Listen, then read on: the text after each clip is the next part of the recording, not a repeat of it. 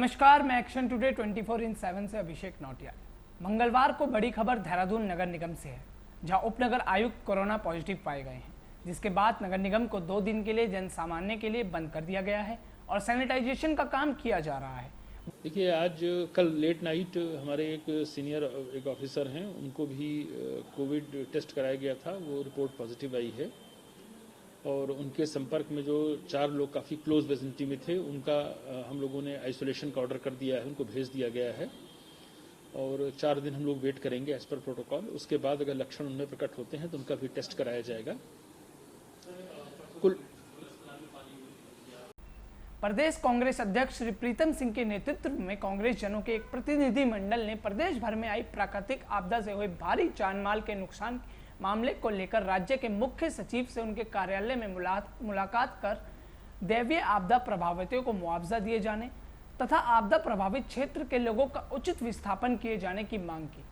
मुख्य सचिव का आपदा के तमाम दिख राहत को लेकर और प्रकरण जिस तरीके से बरसात के इस मौसम में पूरे प्रदेश के अंदर दैवीय आपदा ने जो है तमाम चीज़ों को ध्वस्त करने का काम किया है। पर्वतीय क्षेत्र में हालात ये हैं, स्थिति ये है कि वहाँ पर कई सड़कें बंद हैं, कई लोगों के मकान और जो खेत हैं वो जमींदों हो गए हैं, कई लोगों के कार्य हुई है, लेकिन सरकार इस दिशा में कोई कार्य करती हुई दिखाई नहीं दे रही। इसके साथ साथ पिथौरागढ़ जनपद के धारचूला और मुंशियारी में जिस तरीके से वहाँ पर देवी आपदा में तांडव मचाने का काम किया है, सरकार ने कोई व्यवस्था वहाँ पर नहीं की। सरकार का देवी आपदा प्रबंधन पूरी तरीके से विफल है। आज हम चीफ सेक्रेटरी से मिले हैं कि भाई जो देवी आपदा प्रबंधन है उसको मजबूत करें और जो क्षति है उसकी भरपाई करें। और मैदानी क्षेत्रों में तो ख़ास तौर से मैं कहना चाहता हूँ कि नदियों में जिस तरीके से उफान आया है, नालों में जिस तरीके से उफान आया है, उससे बहुत क्षति हुई है। मैं कैंट विधानसभा में भी गया, राजपुर विधानसभा में भी गया और मसूरी और रायपुर में बहुत क्षति हुई है। लोगों के घर में जो है मलबा घुस गया, कई लोगों के तो मकान क्षतिग्रस्त हुई है, लाखों लाख की क्षति हुई है, लेकिन सरकारी सोच जो है गंभीर दिखाई नहीं दे रही है।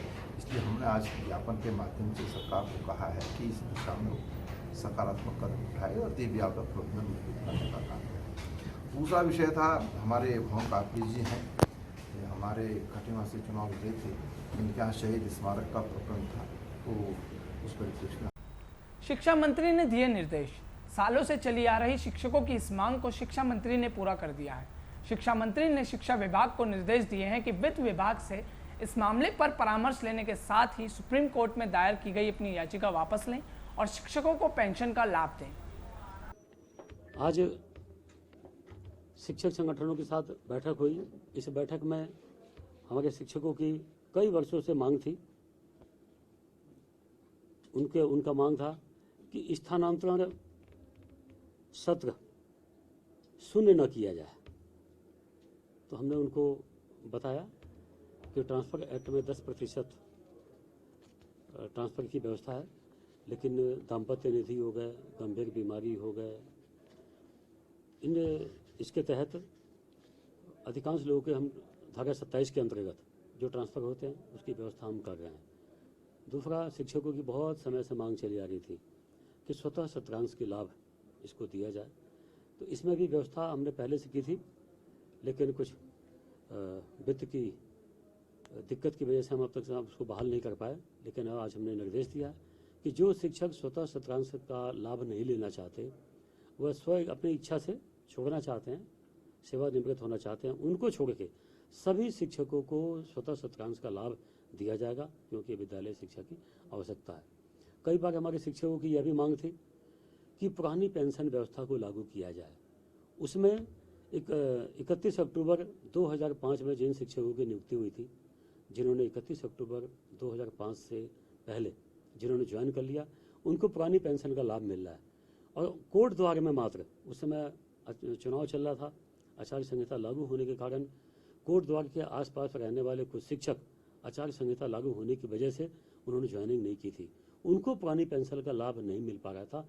आज हमने अधिकारियों को हमने इसमें निर्देश दिया है कि तत्काल उसमें विभाग ने, हमारी सरकार सुप्रीम कोर्ट में गई हुई है, अपील की हुई है। मैंने उनको निर्देश दिया है कि तत्काल वित्त विभाग से परामर्श करने के पश्चात आप उसको, जो अपील में आप सुप्रीम कोर्ट में गए हैं, उसको आप वापस लीजिए ताकि उन शिक्षकों को इसका लाभ मिल सके। अतः शिक्षकों की लगभग 15 से 16 मांगे थी और जो सकारात्मक है उस पर हमने विभागीय अधिकारियों को निर्देश दिया है कि तत्काल प्रभाव से उनके जो हित में है, जो विद्यालय शिक्षा के हित में है, उसका पालन किया जाएगा और जो नहीं हो सकता उसको हमने शिक्षा संगठनों के जो बंधु आए थे उनको हमने अवगत भी करा दिया। सरकार कोरोना पर सतर्क। कोरोना महामारी को लेकर विपक्ष लगातार सरकार पर निशाना साध रही है। वहीं बीजेपी के प्रवक्ता नवीन ठाकुर का कहना है कि विपक्ष का आरोप प्रत्यारोप के अलावा कोई काम नहीं। देखिए, जो विपक्ष है कांग्रेस पार्टी, वो पहले कहती है कि लॉकडाउन क्यों लगाया, फिर कांग्रेस कहती है कि आप अनलॉक क्यों किया।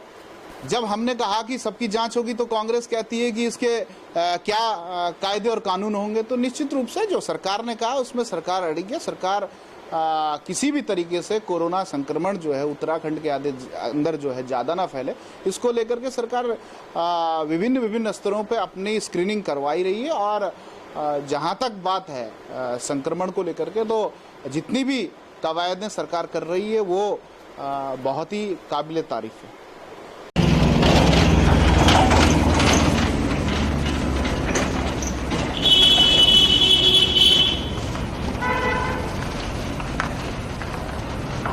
नमस्कार। उत्तराखंड के लिए मौसम की बात करें, 18 तारीख आज अगस्त की है।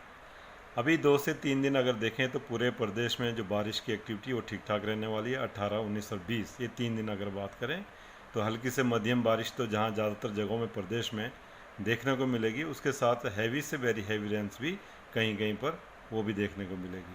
खासकर heavy to very heavy rains की बात करें तो हमारे जो पिथौरागढ़, बागेश्वर और चमोली डिस्ट्रिक्ट है, इनमें 2 दिन जो है खासकर ये ज़्यादा एक्टिविटी है।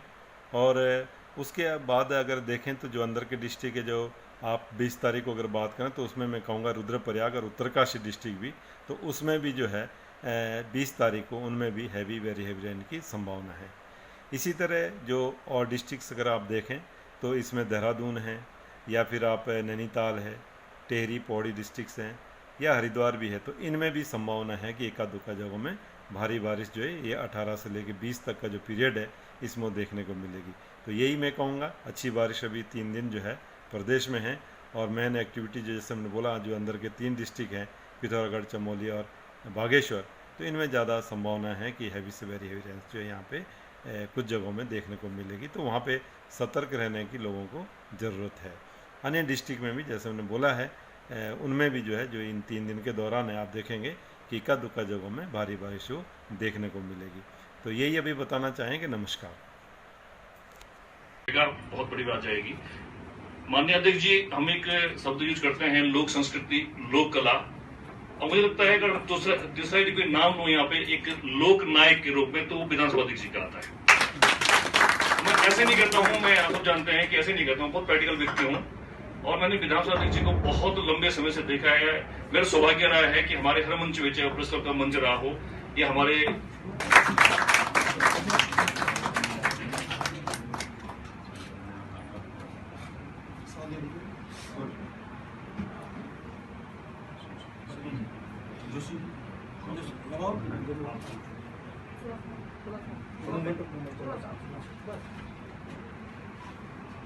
अरे प्रबंधन भाई आ जाओ। मालाएं गले में रखेंगे तो एक अच्छी फोटो भी आएगा। जिनका हो गया बैठ जाइए।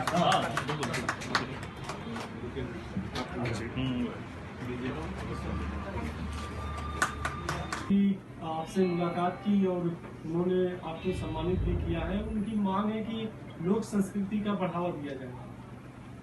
देखिए, मेरे उत्तराखंड की जो संस्कृति है वो पूरे देश भर में बहुत अनूठी संस्कृति है और मुझे इस बात की खुशी है कि जिस लोक संस्कृति के आज हम बात कर रहे हैं, या जिन लोक संस्कृति के जो ध्वजवाहक हैं, जिन्होंने आज मेरा सम्मान भी किया, और मेरा खुद का भी भाव रहता है कि मेरे उत्तराखंड की संस्कृति बढ़े। अब आप देखिए, जब यहाँ पीठासीन अधिकारियों का एक सम्मेलन हुआ उसमें मैंने यहाँ के अपने लोक संस्कृति को बढ़ावा देने के लिए लोक कलाकारों को बुलाया और हर दिन एक ऐसा अनूठा कार्यक्रम किया और उसकी गूंज आज भी मेरे देश भर में जो हमारे माननीय अध्यक्ष विधानसभा, उपाध्यक्ष विधानसभा, हमारे सभापति विधान परिषद, उप सभापति विधान परिषद के साथ हमारे माननीय लोकसभा अध्यक्ष जी और उप सभापति राज्यसभा ने भी बहुत उसकी प्रशंसा की और गाए बगाए मैं इनके साथ मिलता रहता हूँ, इनको मैं प्रोत्साहित करता रहता हूँ, अनेकों कार्यक्रमों में मेरा जाना भी रहता है। अब इनका ये मानना है कि जिस प्रकार से अभी हमारे विधानसभा के बाहर भी एक नंदा देवी राज यात्रा का जो चित्रण किया गया और इसी प्रकार के अनेकों कार्यक्रम मेरे द्वारा किए जा रहे हैं, तो इनको अच्छा लगा। उस नाते आज देश और दुनिया की बड़ी खबरों के लिए हमारे चैनल को सब्सक्राइब करना ना भूलें।